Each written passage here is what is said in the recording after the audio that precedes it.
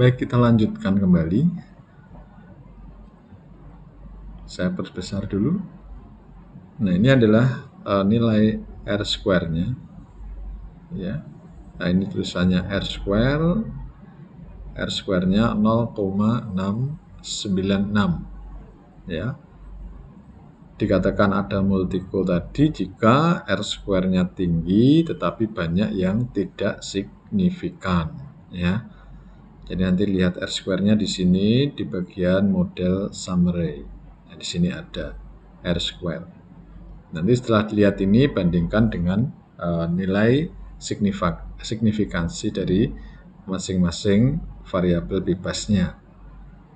Jika ini cukup tinggi, kemudian masing-masing variabel bebasnya itu banyak yang tidak signifikan, maka dikatakan ada multikolinearitas. Kemudian nilai korelasi, ya, ini dimunculkan, nanti dilihat di bagian coefficient correlation. Kita lihat korelasinya, ya. Nanti kalau korelasinya tinggi, ya tadi katakan misalnya ini X2 dengan X1 hanya min 0,351, berarti kan rendah, ya. Kalau lebih dari 0,9 berarti korelasinya tinggi, berarti ada indikasi multikolinearitas. Kemudian nilai tolerance dan nilai fifth-nya. Nah, ini tadi di slide sebelumnya, nah, di sini kurang dari 0,1 dan fifth-nya lebih dari 10. Nah, di sini kita lihat tolerannya 0,8, ya, 0,8. Berarti kan lebih dari 0,1, ya. Berarti tidak ada multiko. Oke. Nanti letaknya di sini di tulisan collinearity statistik. Di situ ada tolerance dan fifth-nya, ya. Kemudian selanjutnya adalah memeriksa ada tidaknya autokorelasi. Nah, autokorelasi ini untuk melihat apakah ada korelasi terhadap dirinya sendiri. Nah, itu dilihat dari korelasi dari variabel bebas terhadap dirinya sendiri. Itu dilihat dari Darwin-Watson di sini, ya. Nah, di sini bagian model summary, di bagian akhir ini ada tulisan Darwin-Watson. Nah, dasar pengambilan keputusan angka DW Darwin-Watson di bawah min 2 berarti ada autokorelasi positif. Jika min 2 sampai plus 2 berarti tidak ada autokorelasi. Jika lebih dari 2 berarti ada autokorelasi negatif. Nah, di sini kita lihat dia di antara min 2 dan plus 2. Karena ini kan 1,6, ya. Di antara min 2 dan plus 2. Berarti tidak ada autokorelasi. Nah, berarti syarat yang autokorelasinya terpenuhi, ya, tidak ada autokorelasi. Kemudian, nah, ini adalah persamaan regresinya. Jadi setelah asumsi-asumsi itu dipenuhi, ya, barulah kita membaca hasil regresinya. Maka yang utama itu tadi adalah normalitas. Pastikan datanya benar-benar berdistribusi normal, ya. Nah, persamaan regresi yang terbentuk itu seperti ini, ya. Ini regresi linear. Y sama dengan A plus BX kemudian plus nilai residunya, ya. Y nilai yang diramalkan atau variabel tergantung nilai yang diramalkan, dependent variable. A konstanta, ini A konstanta. B koefisien regresi, jadi B ini adalah koefisien regresinya. X variabel independen atau variabel bebasnya. Jadi X variabel bebas atau variabel independen. Nah, Bx jika regresi linearnya sederhana maka hanya Bx saja. Tapi jika regresinya ini regresi linear berganda, maka ini BX1 plus BX2 gitu ya. Nah, jadi X-nya nanti bisa banyak. Karena ini sederhana, maka X-nya hanya 1. Kemudian ini adalah nilai residunya. Ini adalah persamaan regresi ya, atau rumus atau model ya, kita bicara model yang bisa terbentuk dari analisis regresi ini. Nah, ini adalah rumus-rumus yang lain. Rumus A, kemudian ini rumus B, seperti ini. Ini contoh kasus, seorang peneliti akan meneliti apakah terdapat pengaruh X1 dan X2 terhadap Y. Hipotesis, nah ini yang harus diingat, setiap kita melakukan pengujian, kita harus mempunyai hipotesis. Ya, kenapa? Karena kita menguji ini dalam rangka menerima atau menolak hipotesis. Nah, hipotesis yang diuji itu adalah hipotesis nol. Hipotesis nol atau yang disebut dengan hipotesis statistik. Ini adalah hipotesis yang diuji. Nah, hipotesis nol selalu berbunyi tidak terdapat. Nah, tidak terdapat pengaruh X1 dan X2 terhadap Y. Ya, jadi tidak terdapat pengaruh X1 dan X2 terhadap Y. HA, ya, hipotesis alternatifnya terdapat pengaruh X1 dan X2 terhadap Y.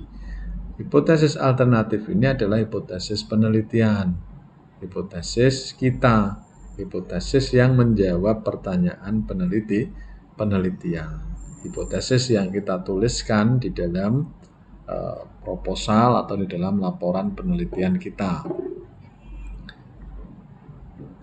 H0 diterima jika ini B kurang dari sama dengan 0 atau T hitung kurang dari sama dengan tabel. Ya, HA diterima jika nilai B lebih dari 0, T hitung lebih dari T tabel.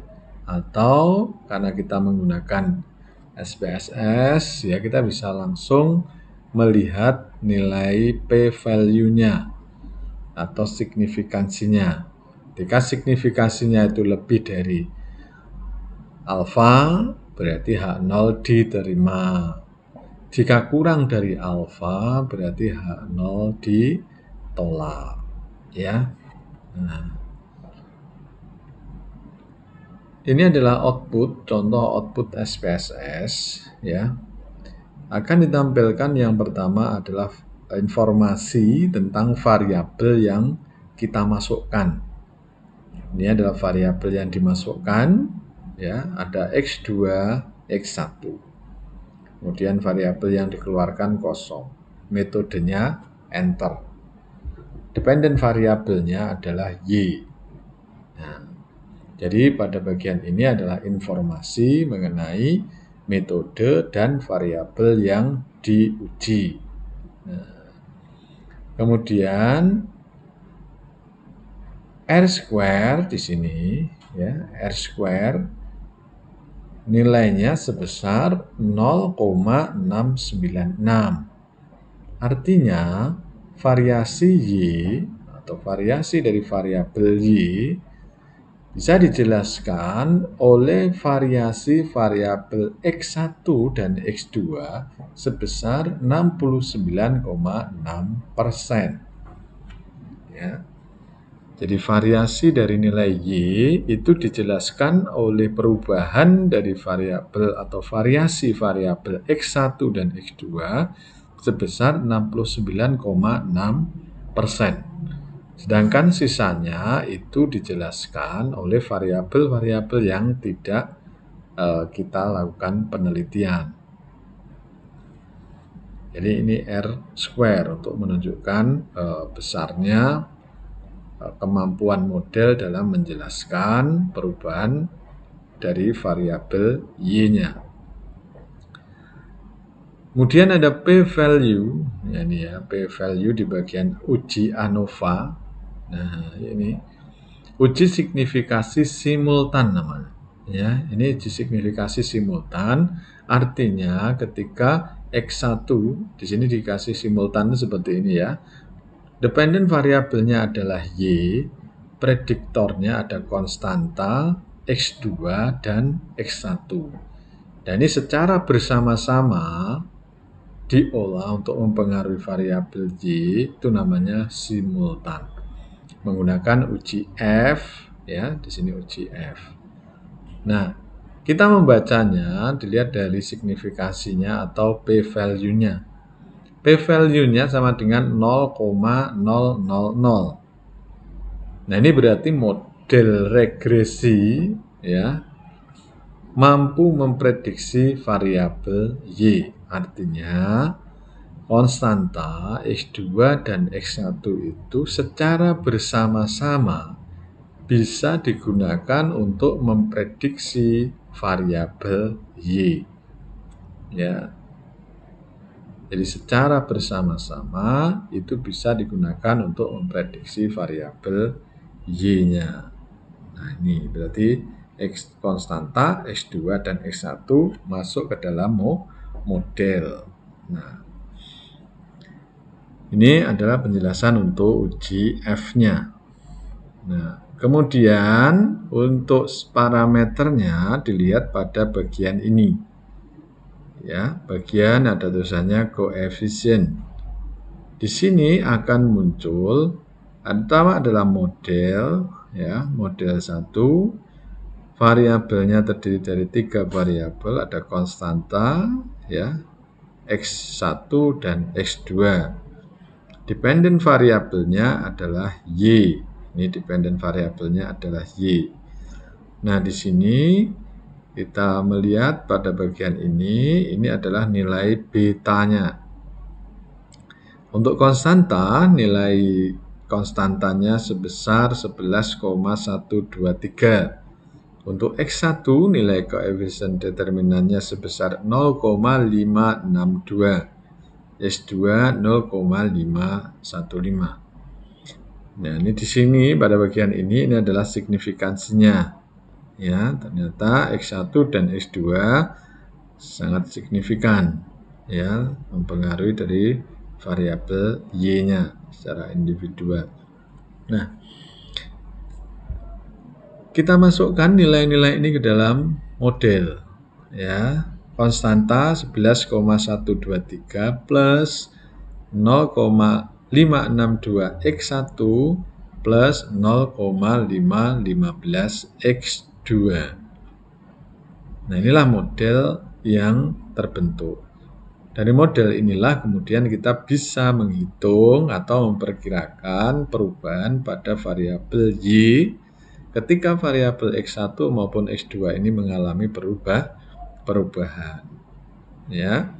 Nah, model ini jika penelitiannya pada masyarakat bisa digunakan di masyarakat. Ya, saya kira itu saja untuk penjelasan tentang regresi linier. Ya, selanjutnya silahkan membaca referensi buku tentang regresi linier, ya, kemudian mencoba belajar menggunakan data-data yang ada untuk menganalisis dengan regresi linier. Semoga materi yang saya sampaikan bisa bermanfaat. Ada kurang lebihnya mohon maaf. Saya akhiri. Assalamualaikum warahmatullahi wabarakatuh.